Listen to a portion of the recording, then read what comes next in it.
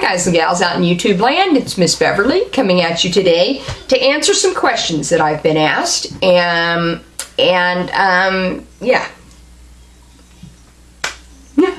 So, I'm gonna give you some of the questions that I've been asked and try to answer them to the best of my ability. I was asked by one of my subscribers why I started wearing wigs. And I think, let's see, I think the first time I really ever wore a wig was back in the early 90s.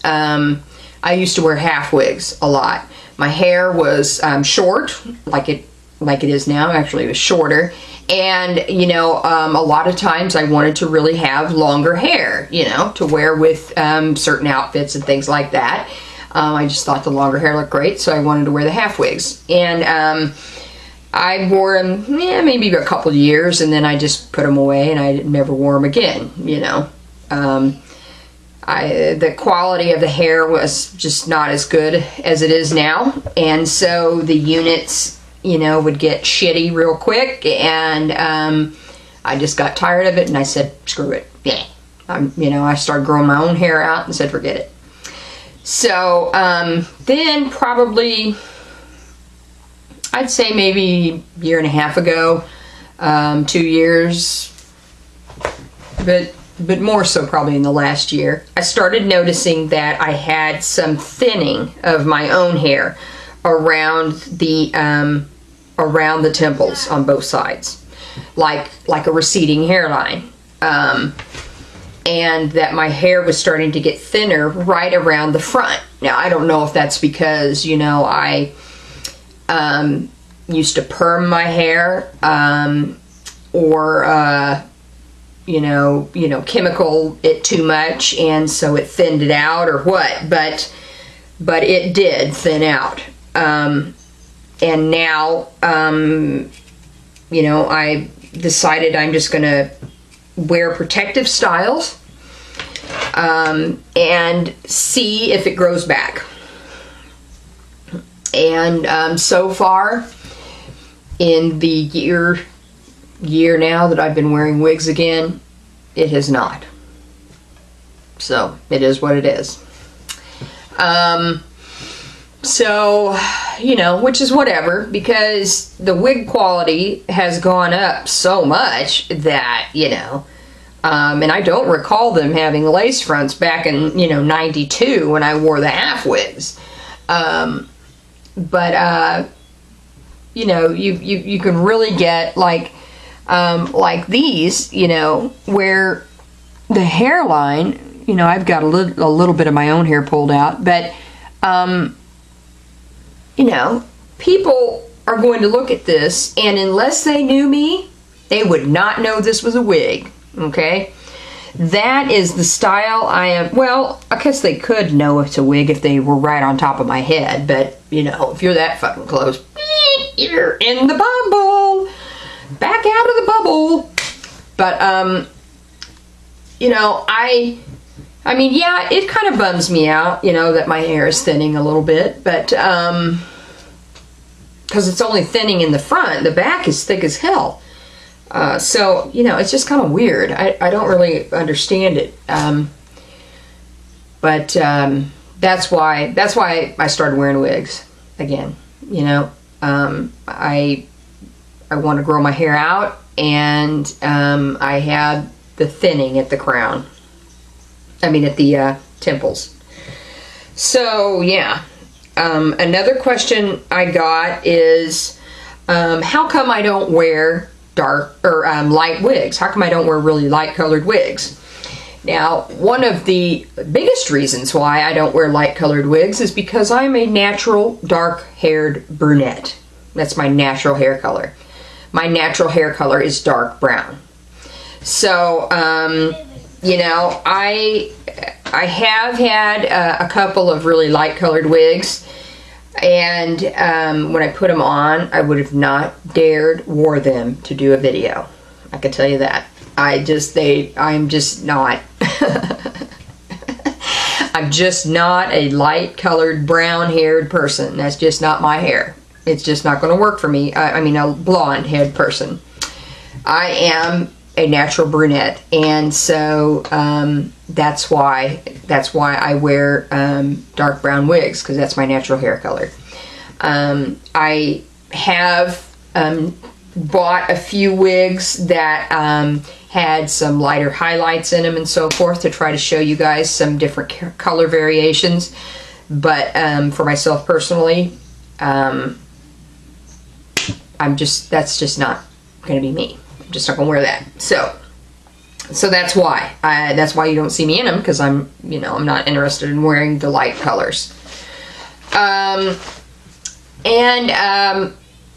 been asked,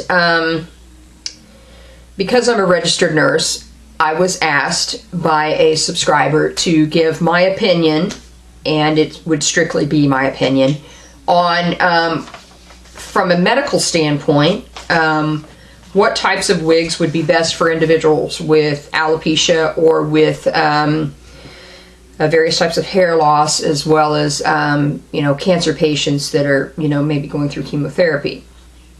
Now, from a nursing standpoint, from a medical standpoint, I would say that I don't believe that individuals that are suffering with these types of things are pigeonholed or into a particular kind of wig. I think it is really just a personal choice.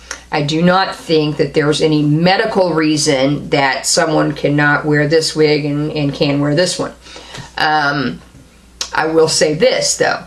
The caps and the fits of the caps, the feels of the caps, what the caps are made of, are going to make all the difference in the world to the individuals that are bald on the top of their head, or they're balding, or having issues with actual baldness, because a lot of these wigs are very scratchy. They're not particularly soft. These wigs that are the synthetic lace front wigs that have the real hard lace is not really going to be a good feel necessarily for someone who's suffering from baldness, because of that scratchiness and feeling on the top of the head. It's just not going to be a good vibe. I think that individuals that are going through chemotherapy and their hair is falling out will have different forms of sensitivity to their scalp that may make these scratchy feelings more exacerbated. So I would say that maybe even wearing a wig cap may not be enough of a cushion to the scalp, to the top of the head, to actually mask the feeling of the scratchiness and irritation. There are several, there are medical grade wigs. There are medical grade monofilament units. Those wigs, you're not going to be buying those wigs for $19.99. You're going to be spending hundreds, if not $1,000 on those wigs. So there are monofilament units that you can get. I mostly see the monofilament units on what they call the white people sites. You're like wigs.com and places like that sell, wigs that are primarily like marketed towards white people, if you will. And those wigs are going to be fairly pricey as well. You're talking, a couple $100s or more. I know that Punk Rock Soul Sister just did a review of a unit from acewigs.com that was a double monofilament top. I think probably the mono tops will likely feel best to an individual that's actually suffering from baldness related to a medical, issue like chemotherapy or so forth. The monofilaments tend to be soft, silky feeling in nature, versus, these the lace on the scratchy lace that's on the top of the regular wigs. And I don't mean laces and lace front. I mean the lace that's actually, that the wigs are actually made on. I think that there's really, I don't feel like there's any restriction in terms of the actual hair itself, human hair versus synthetic hair. I really don't feel like that's an issue at all. But I think that price can be a major deterrent in some of the units that are going to be the monofilament, and certainly the medical grade units are what is called medical grade, like that you may get from like a hairdirect.com or one of those sites selling what they call medical grade.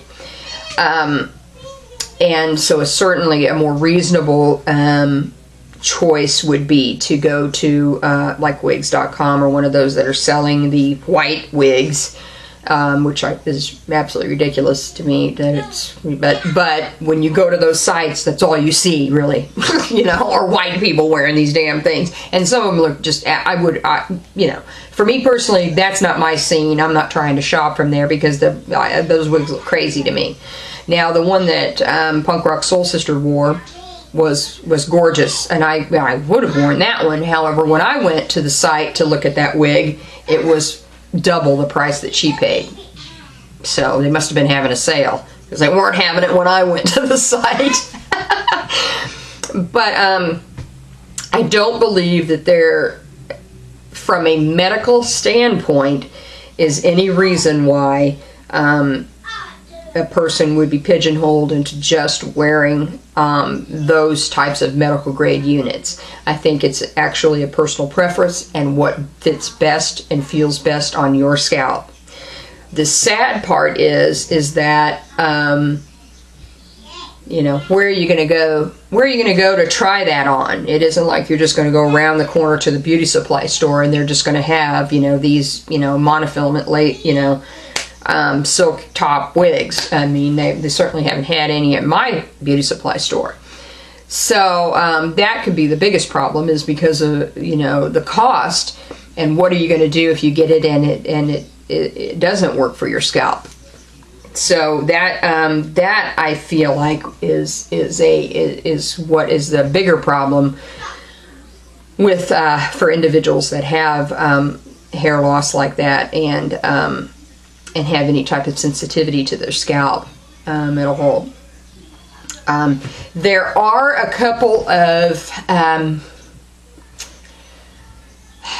Bobbi Boss. Bobbi Boss makes a monotop unit that and it's made with virgin Remy hair, or what they call virgin Remy hair, and part of the Indie Remy series. And I actually had a couple of those, and they do have a area of monofilament that's right around the to the crown, around temple to temple, and those aren't as pricey. I mean, you can find them online for less than $200 right now. Like Rocky Trading has one of them running right now for like $139. And they're like a little longer, like this length, and those have monofilament. It's still going to be way cheaper than what you may be seeing on the white site, and great units, because I've had two of them and I loved them. Yeah, I mean, that is my kind of in a nutshell answer to that question. Yoga Angel, I hope that helped. Yeah. Let's see, other questions I've gotten. What my preference is, what's my preference between synthetic and human hair? Well, you know, my preference is certainly, you know, for myself is certainly human hair. However, I do like the versatility and the style variations that come with the synthetic units, such as this one.